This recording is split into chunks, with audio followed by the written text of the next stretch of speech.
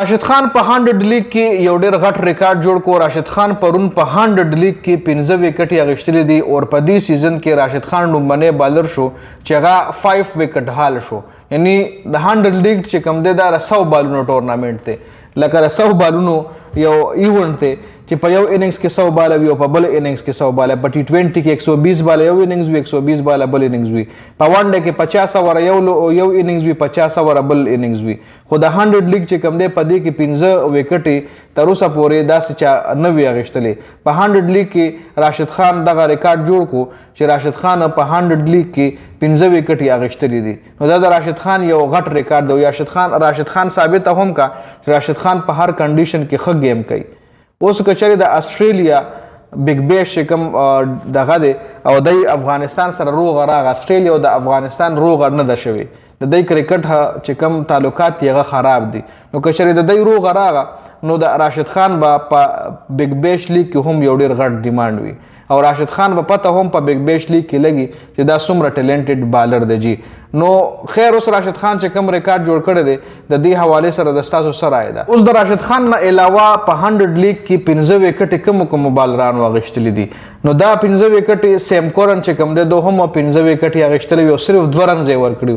سیم کورن نه علاوه جوش والیټل چې کوم دی دوه هم 15 وکټ په 100 لیگ کې اغښتلي دي په 2025 کې. اور سیم کورن 15 وکټ په 2 رنزو او اغښتلي دي چې دای په 2024 کې اغښتلي دي. اور په 2025 کې هنری بروک چې کوم دی، هنری بروک هم 15 وکټ اغښتلي دي په 2025 کې. او 2026 کې راشد خان په 100 لیگ کې 15 وکټ واغښتي. نو راشد خان په 100 لیگ کې دا ریکارډ په خپل نوم باندې کو چې 2026 کې 15 وکټ هال چې کوم دی هغه راشد خان دی. نو راشد خان کا حقیقت خبره ده چې راشد خان یو ښه بالر دی، آوټسټینډینګ بالر دی او د راشد خان چې کوم ټي 20 پرفارمنسز دی هغه دنیا د وړاندې دي. او راشد خان اوس هم ینګ الګ راتلونکي 15 کال راشد خان هم نور هم لوبه کول شي کچره د خپل فټنس باندې او په خپل بالینګ باندې او په خپل پرفارمنس باندې فوکس وکړو. نو راشد خان راتلونکي وخت کې ډیر ټایم لوبه کول شي. راتلونکي 10 کال راشد خان اوس 10 خو خیر نه خو 10 کال پورې راشد خان لوبه کول شي کچره پرفارمنس خوي.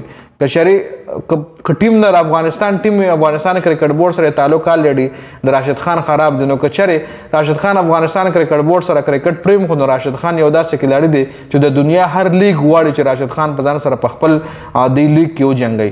خو صرف تاسو ساوث افریقا لیگ وګورئ، ساوث افریقا لیگ کې خیر راشد خان لوبه کوي خو دا کم چې بگ بیش دی نو په دې کې راشد خان لوبه نه کوي ځکه د بگ بیش استرالیا لیگ دی او د استرالیا او د افغانستان چې کم تعلقات دی هغه داسې خوشګوار نه دي. نو خیر راشد خان مینوالو د لپاره خوشخبری و چې راشد خان پرونه په 100 لیگ کې 15 وکټ اغښتلي دي چې 2026 کې د راشد خان ریکارډ شو. 2026 کې 15 وکټ تر اوسه پورې چا هم نه وی اغښتلي. نو په دې ویډیو کې دا اپډیټ سو د دې حواله سره تاسو سره د خپل قیمت رائے موږ سره په کمنټ کې ضرور شریک کړئ.